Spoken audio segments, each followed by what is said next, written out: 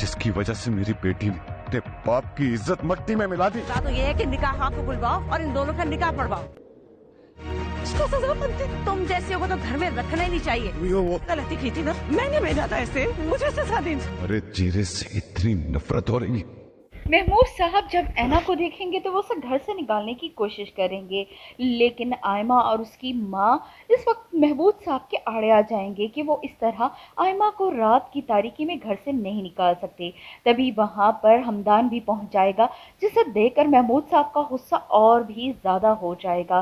वो उसे गिरबान से घसीटते हुए लेकर आएंगे कि तुम ही वो शख्स हो जिसकी वजह से मेरी बेटी अपने घर की दहलीज और बाप की इज्जत को रौंद कर चली गई। तब यहाँ पर उस्मान की माँ उन्हें समझाएगी कि इनकी सज़ा ये है कि इन दोनों का निकाह कर दिया जाए, तुम्हारी इज्जत भी बच जाएगी और इन दोनों को सज़ा भी मिल जाएगी। यहाँ पर हमदान और आयम्मा बेचारे बेकसूर ही रगड़ा खा जाएंगे। गलती तो ऐना ने की थी, वो घर से भागकर रज़ा से मिलने पहुंची थी, लेकिन इस गलती की सज़ा भुगतेगा हमदान और साथ में आयमा जिसका निकाह उस्मान के साथ कर दिया जाएगा और साथ में हमदान का निकाह ऐना के साथ करके ऐना को भी इस घर से रुखसत कर दिया जाएगा।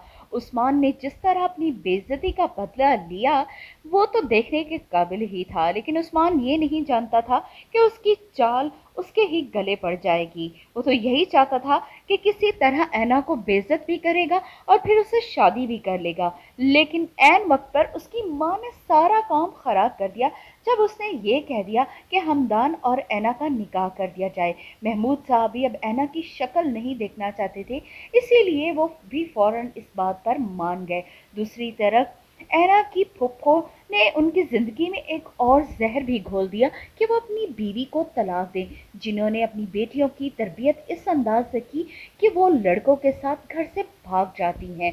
कहीं उनकी छोटी बेटी आयमा भी यही काम ना करे, इसलिए उसका भी निकाह उस्मान के साथ करके उसे रुखसत कर दें तो बेहतर होगा।